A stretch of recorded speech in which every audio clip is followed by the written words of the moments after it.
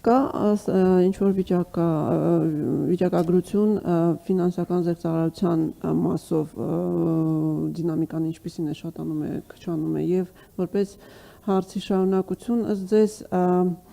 բավարար է արդյոք բանկերի կողմից ֆինանսական գրագիտության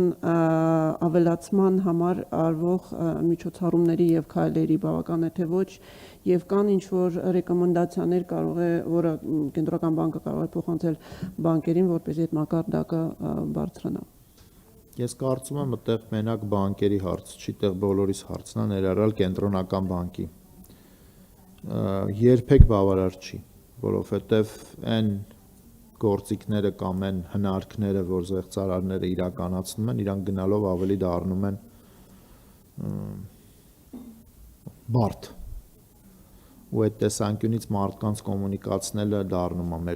մեր համար բարդ։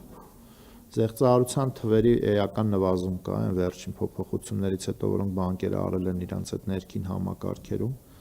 բայց նախ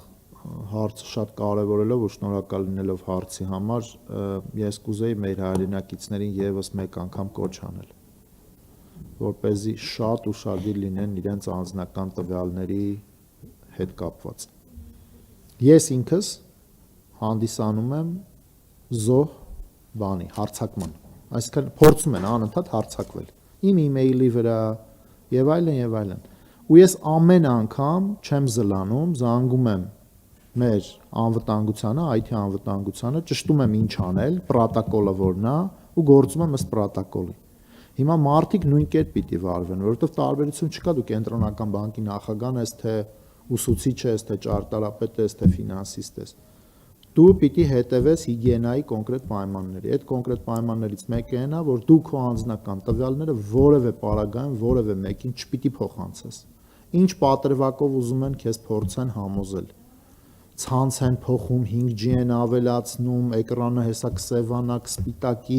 այս կլինի, այն կլինի։ Այսինքն իրանց ձևակերպումները զեղծարարների գնալով դառնալու են ավելի կրեատիվ, հմուտ, չգիտեմ։ Ուստի մենք միակ բանը, որ կարող ենք այս պայծրությամբ մեր հայրենակիցներին խորհուրդ տալ, դա նա, որ հետևեն հիգիենայի պայմաններին։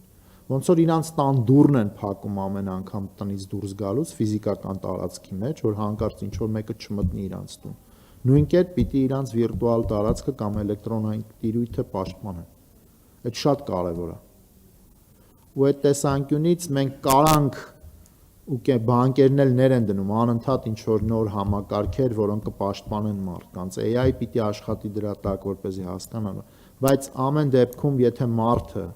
չեղավ ծայրահեղ ուշադիր ինքը իր տվյալների ինքը իր տիրույթի վերաբերյալ, այդտեղ պաշտպանելը հաճախ լինում է անհնար։